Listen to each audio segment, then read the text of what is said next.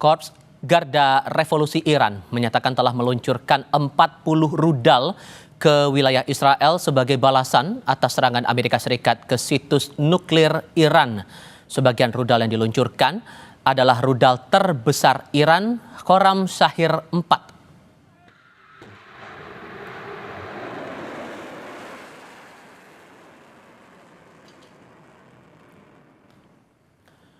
Iran menyatakan rudal Khorram Shahir 4 dapat membawa beberapa hulu ledak sekaligus.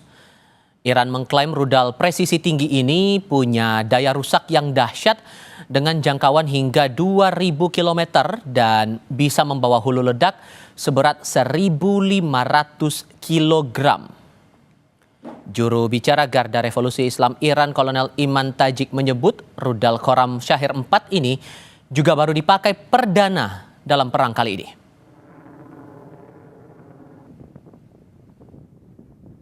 در این عملیات برای نخستین بار از موشک بالستیک چند کلاهکی خیبرشکن از نسل سوم موشک‌های هوافضای سپاه پاسداران با بهره‌گیری از تاکتیک‌های جدید و غافلگیر کننده جهت اصابت دقیق‌تر، مخربتر و مؤثرتر استفاده شد.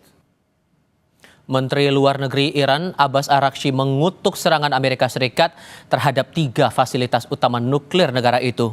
Menlu Iran bilang negaranya akan mempertahankan kedaulatannya. Abbas bilang peristiwa pagi ini keterlaluan dan akan memiliki konsekuensi yang kekal. Sesuai dengan piagam PBB dan ketentuan-ketentuannya yang memungkinkan respons yang sah untuk membela diri, Iran memiliki semua pilihan untuk mempertahankan kedaulatan, kepentingan, dan rakyatnya. Abbas pun meminta Dewan Keamanan PBB mengadakan sesi darurat untuk mengutuk serangan itu.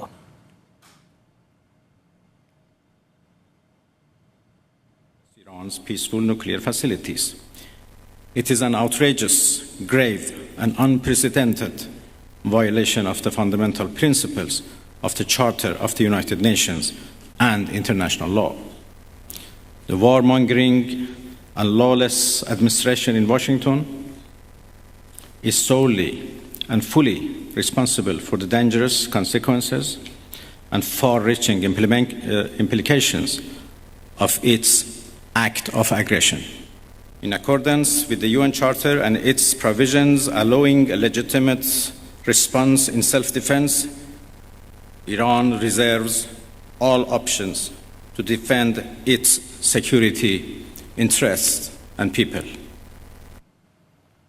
Menlu Iran Abbas Araghchi pernah mengingatkan akan sangat berbahaya bagi semua pihak jika Amerika Serikat bergabung dalam agresi Israel. Kementerian Luar Negeri Iran juga mengklaim Amerika Serikat yang di tengah-tengah proses diplomatik yang mengkhianati diplomasi.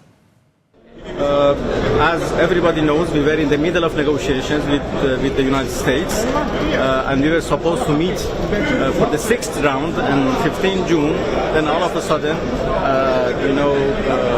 the Israelis decided to attack us on 13, only 2 days before the negotiations. It is obvious that they are against diplomacy. It is obvious that they don't want, a peaceful, settlement of this issue.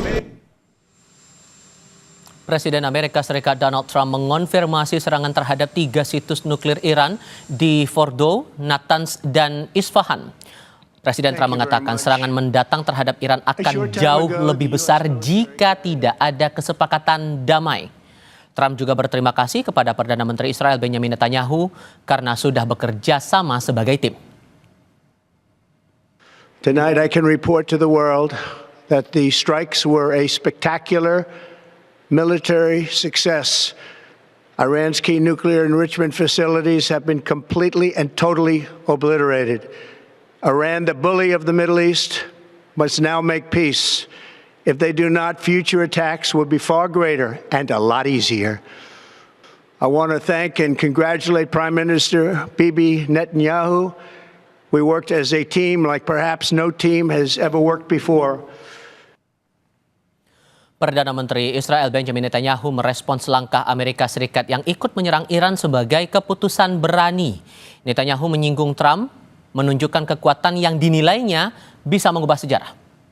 Congratulations, President Trump. Your bold decision to target Iran's nuclear facilities with the awesome and righteous might of the United States will change history. President Trump and I often say, peace through strength. First comes strength, then comes peace. And tonight, President Trump and the United States acted with a lot of strength. Di lain pihak, Sekjen Perserikatan Bangsa-Bangsa atau PBB Antonio Guterres prihatin dengan penggunaan militer Amerika Serikat terhadap Iran. Via akun X, Guterres menyebut tindakan Amerika sebagai eskalasi berbahaya yang mengancam perdamaian dunia dan keamanan internasional. Atas konflik ini, Guterres bilang tidak ada solusi militer. Satu-satunya jalan ke depan adalah diplomasi.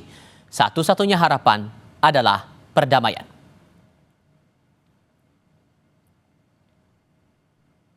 Amerika Serikat pada Minggu pagi menyerang 3 situs nuklir di Iran. 3 situs nuklir itu berada di 3 kota yang berbeda, Natanz, Fordow, dan Isfahan.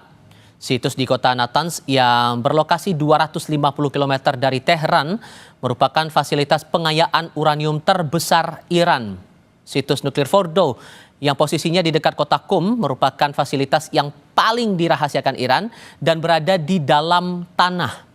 Sementara situs di kota Isfahan merupakan lokasi pusat penelitian nuklir Iran.